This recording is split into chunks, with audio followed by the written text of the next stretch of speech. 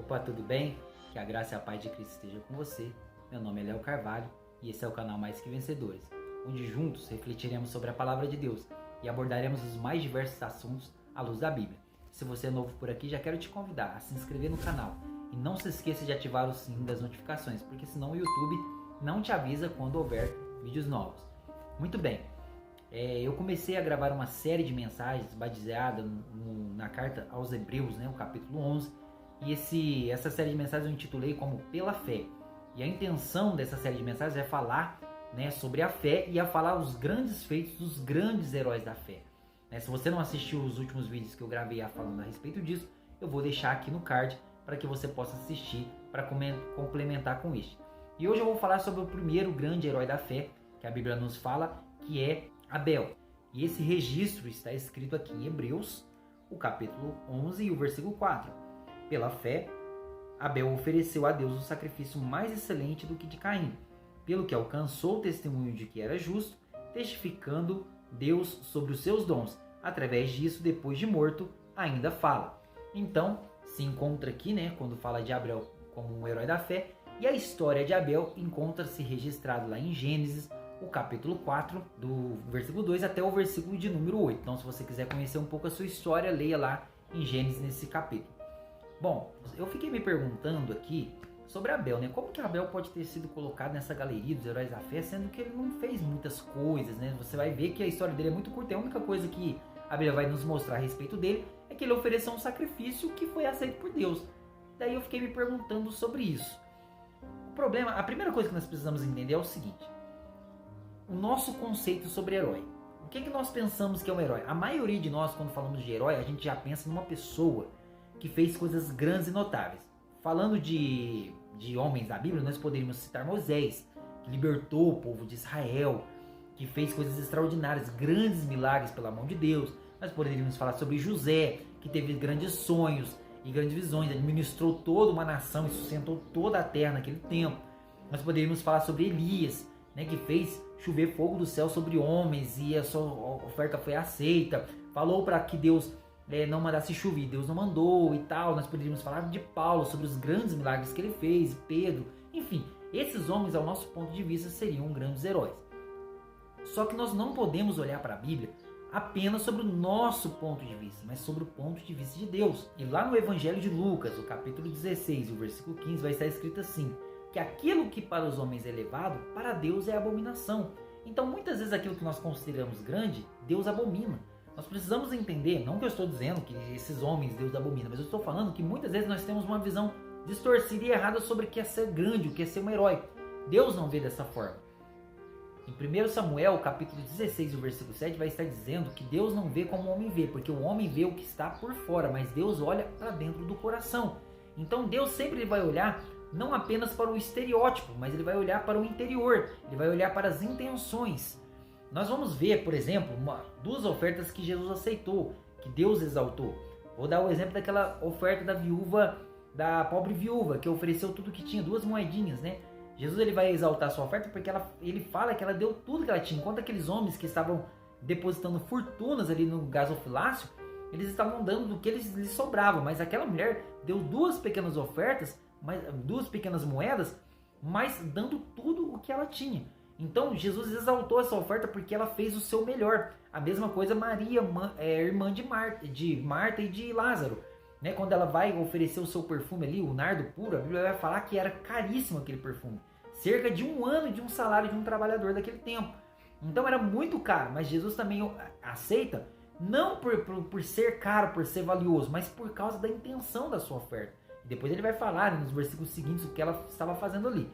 Então Deus ele não vai olhar nunca apenas para a oferta, ele nunca vai olhar apenas para a oferta pelo tamanho da oferta, por ser pequeno ou por ser grande. Não é isso que move o coração de Deus, o que move é a intenção de se oferecer uma oferta. E daí, em Hebreus 11, 4, vai falar que Abel ofereceu uma oferta mais excelente que a de Caim. E naquele tempo, quando Adão e Eva perderam a comunhão com Deus, para se achegar a Deus precisava se prestar um culto. Então o sacrifício simbolizava um culto, E dentro de um culto sempre teve uma oferta, Não havia templos naquele tempo, mas quando a pessoa queria ofertar a Deus, prestar um culto, ele levava a sua oferta e adorava a Deus ali. Então, com certeza, quando Abel foi oferecer o seu culto a Deus, ele se achegou a Deus de coração. Ele buscou aquela comunhão que o seu pai havia perdido no Éden. Ele buscou de coração e ele ofertou o seu melhor. A Bíblia vai falar que ele era pastor de ovelhas e ele pega as primícias da sua oferta, né, do seu rebanho, ele pega as primícias do seu rebanho e oferece a Deus, né, em gratidão pelo que Deus lhe havia feito e para buscar a presença de Deus. Com certeza isso fez com que o coração de Deus fosse movido por Abel e Deus recebesse ali a sua oferta. Uma coisa que nós precisamos entender sobre culto e sobre oferta é o seguinte: Deus, ele nunca vai olhar para a oferta em primeiro lugar, ele sempre vai olhar para o ofertante. Então nós precisamos tomar um certo cuidado com isso. Existem 3 tipos de pessoas que vão ao culto. O primeiro tipo de pessoa que vai ao culto é aquele que vai com a intenção de adorar a Deus por aquilo que ele é, de exaltar a Deus pelo que ele é. Uma vez eu ouvi um pastor falando sobre o culto, eu achei interessante. Ele falou que o culto é como se fosse uma festa de aniversário, onde o homenageado é o aniversariante. É ele que ganha os presentes, é ele que é o centro das atenções ali. Então o culto é como se fosse uma festa de aniversário, onde Jesus tem que ser o adorado, onde Jesus tem que ser exaltado, independente do que ele vá fazer ou não por nós.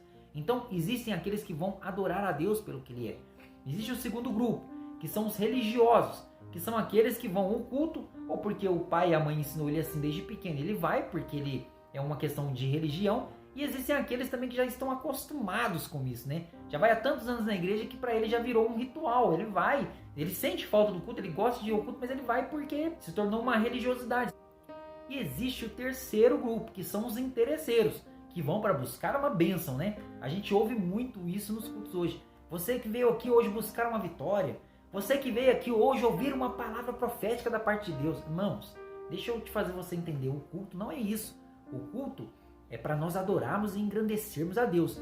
Aí Deus, quando você dá a sua adoração, Deus recebe a sua oferta, recebe a sua adoração e Ele vai falar com você, Ele vai te encher do Espírito, Ele vai te contemplar com bênçãos, mas nós não devemos ir buscando com interesses.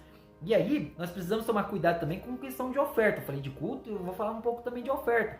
Às vezes existem muitas pessoas que dizimam, que ofertam, por quê? Porque tem medo que o devorador chegue na sua casa, né? Se eu não der o dízimo, o devorador vai entrar na minha casa. Ou outros oferecem a Deus uma oferta porque Deus não deve nada para ninguém. E se você plantar em um, Deus vai te dar 100% mais, 100 vezes mais, 10 vezes mais. Então oferece uma oferta simplesmente com a intenção de receber algo em troca.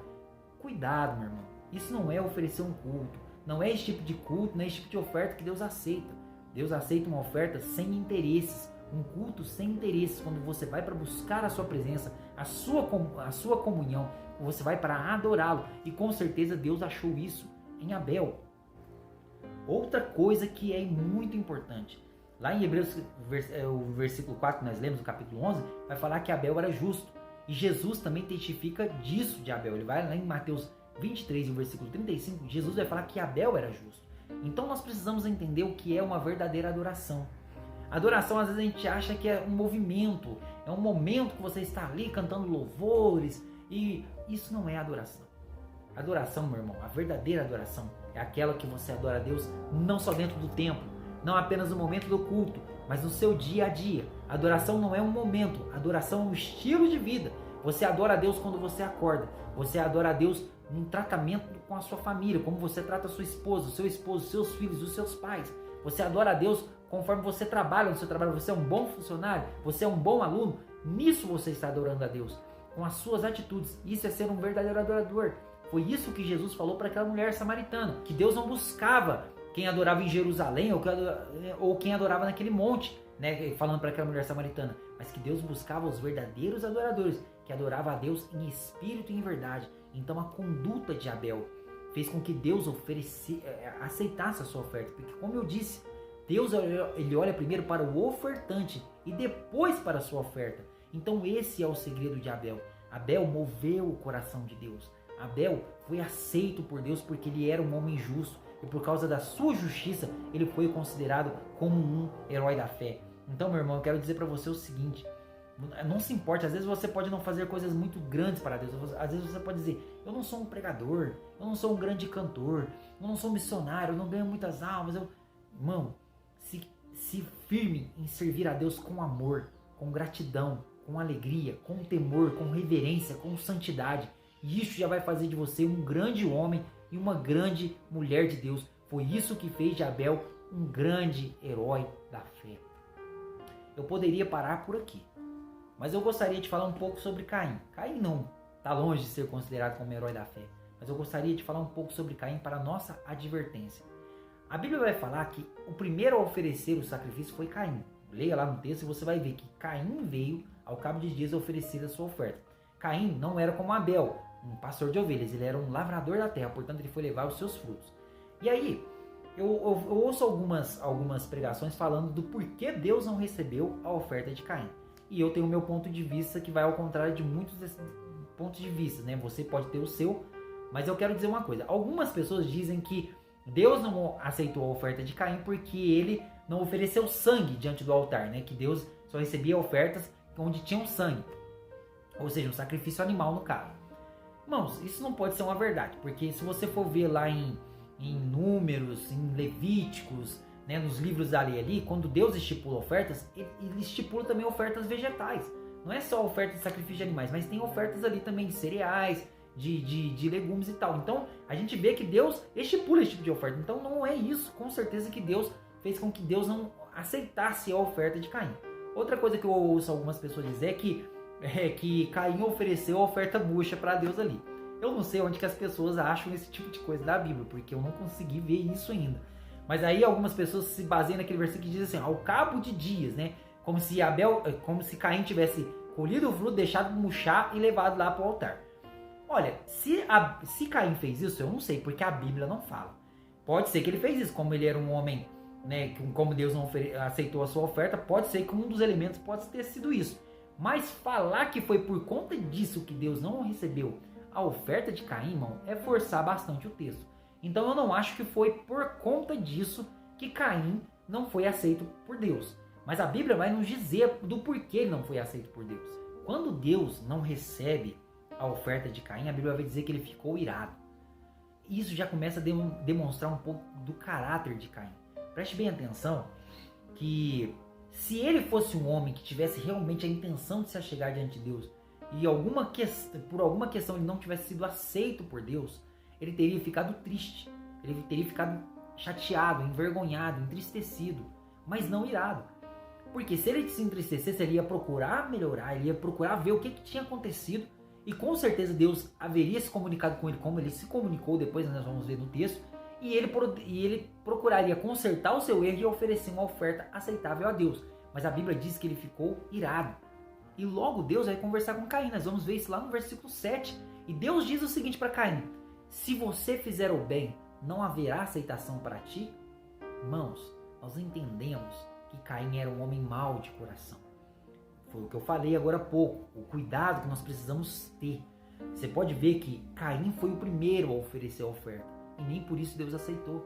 Não quer dizer que porque ele foi o primeiro, Deus iria aceitar. Depois Abel ofereceu e Deus aceitou a oferta de Abel, mesmo tendo oferecido depois de Caim. Outra coisa que nós precisamos entender é a forma, foi o que eu já falei, a forma como você vai cultuar a Deus, como você vai oferecer algo para Deus. Muitas pessoas, Jesus mesmo ele disse, que muitos naquele dia vão chegar diante dele e vão dizer: Senhor, em teu nome fiz isso, fiz aquilo outro, e serão rejeitados. Por quê? Porque não é a obra que Deus não vai olhar para a obra que você faz, Deus vai olhar a intenção, como você faz. E outra, Deus vai aceitar a oferta daquele que é justo, daquele que procura se achegar a Deus, daquele que procura se arrepender dos seus pecados, que procura melhorar os seus caminhos. Nós vamos ver que depois que Deus o repreendeu, ao invés de ele se arrepender, ele foi, chamou seu irmão Abel e o matou ali de forma covarde, de forma vergonhosa, mostrando que ele era um homem mau e invejoso. Então Caim não foi aceito por Deus por conta disso. Que nós possamos tomar isso como advertência. O simples fato de irmos à igreja, o simples fato de sermos evangélicos, eu sou batizado, eu tomo Santa Ceia, isso não faz com que Deus nos aceite. A Bíblia vai dizer que Deus aceita aquele que tem um coração puro, aquele que procura se santificar. Nós vemos um exemplo de Davi, Davi era um homem segundo o coração de Deus, mas ele cometeu graves erros. Só que ele sempre se arrependeu dos seus erros e Deus sempre o recebeu na sua presença. Porque ser justo não quer dizer que você vai ser perfeito, mas quer dizer que você vai sempre procurar melhorar a cada dia. E assim Deus poderá aceitar a sua vida, o seu culto e o seu sacrifício. Amém, meu querido? Então que você possa ficar com essa palavra e que nós possamos tomar o exemplo de Abel, sermos verdadeiros adoradores para sermos aceitos diante de Deus.